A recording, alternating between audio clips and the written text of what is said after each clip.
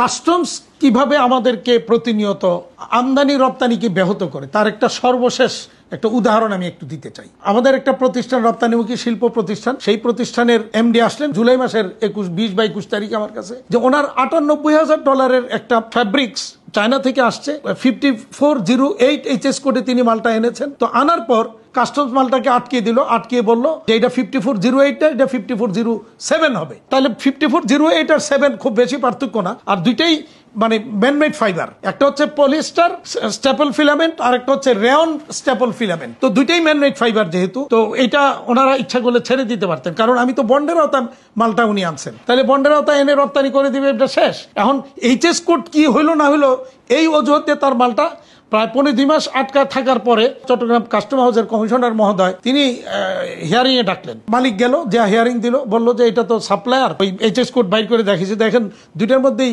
Staple ফিলামেন্টের কথা বলা আছে, এবং সেখানে যে সাপ্লায়ার সে হয়তো মনে করছে যে এটা 08 এ আসবে, সে 5408 এ দিয়েছে। এখন যদি আপনারা মনে করেন 5407 এ যাবে, আমি বন্ডে এটা কারেকশন করে আপনার 1 মাসের মধ্যে NBR এর নির্দেশনা আছে যে কেউ যদি এরকম HS কোডের ভুল চলে আসে তাহলে এটা সংশোধন করে 1 মাসের মধ্যে ওইটাকে আবার প্রতিস্থাপন করে দিবে। তো সেটা চাইলো, উনি দিলেন না। তো যখন হিয়ারিং এর 10 দিন পরেও যখন পাওয়া গেল না, তিনি তখন আসলেন, আমি NBR এর মেম্বার যিনি দায়িত্ব সংশ্লিষ্ট ওনার কাছে পাঠালাম। উনি শুনে, সবকিছু শুনে চিরনের কাস্টমার কমিশনার মহোদয়ের সাথে কথা বললেন, কথা বলে উনি আমাদেরকে জানালেন যে আপনি লোক পাঠান, মাল ডেলিভারি দিয়ে দিবে। ওই দিন বিকাল বেলায় যখন ওখানে গেল কমিশনারের কাছে, কমিশনার মহাখাপা, NBR এ কেন গেল, অভিযোগ দিয়েছেন NBR এর থেকে বাইর করেন মাল, আমি দিতে পারবো না বলে উনি 200% জরিমানা, অর্থাৎ 1,10,00,000 মাল 200% জরিমানা, মানে হচ্ছে 2,20,00,000 টাকা জরিমানা, 1,10,00,000 টাকা IM4 ডিউটি দিয়ে মাল বাইর করবেন। আমি কিন্তু উনি বন্ডের আওতায় মাল আনছি, আমার এই ডিউটি দিয়ে মাল আনতে হবে,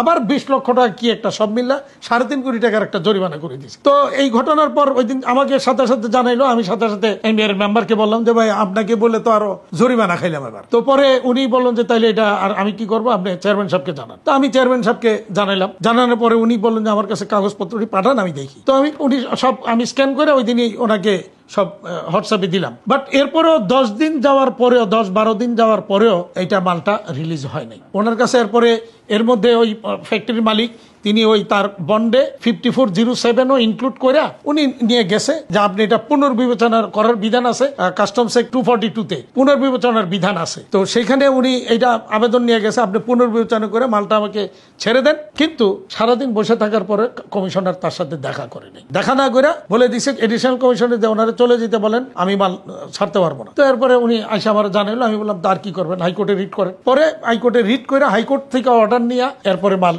গত 2-3 দিন আগে উনি বের করছেন। তাইলে এখন আমার প্রশ্ন হচ্ছে, এই যে কমিশনার তার যে স্বেচ্ছাচারিতা, এই স্বেচ্ছাচারিতার কারণে আজকে ওই ফ্যাক্টরি ক্ষতি 2-2.5 মাস, ওই অর্ডার তো অলরেডি ক্যান্সেল হয়ে গেছে। তাইলে উনি এই মালটা এখন আইনা কি করবে? এরপরে তো আবার উনি যখন এটা রপ্তানি করতে পারবেন না, তখন আবার বলবেন যে রপ্তানি করতে পারেন না, আবার জরিমানা দেন। অথবা যদি উনি এখন বায়ারকে কনভিন্স করে মাল দেওয়ার ব্যবস্থা করে, বায়ার বলবো তাহলে এয়ারে মাল পাঠাও, তাহলে এয়ারে পাঠাইলে তার সে মনে করেন এখানে যদি এটা $2 লাখ ভ্যালু হয়ে থাকে, তার $1 লাখ উপরে এয়ার ফ্রেট দিতে হবে। তাহলে লসটা কার? একদিকে দেশের লস, ওই ফ্যাক্টরি তো লস আছেই, দেশেরও লস। তাহলে এই যে মানে কাস্টমস লোকের কমিশনারের স্বেচ্ছাচারিতার কারণে দেশ এবং একটা ইন্ডাস্ট্রি ক্ষতিগ্রস্ত হলো। এর বিচার কে করবে? আমরা সরকারের কাছে, NBR এর কাছে আমরা এর বিচার চাই।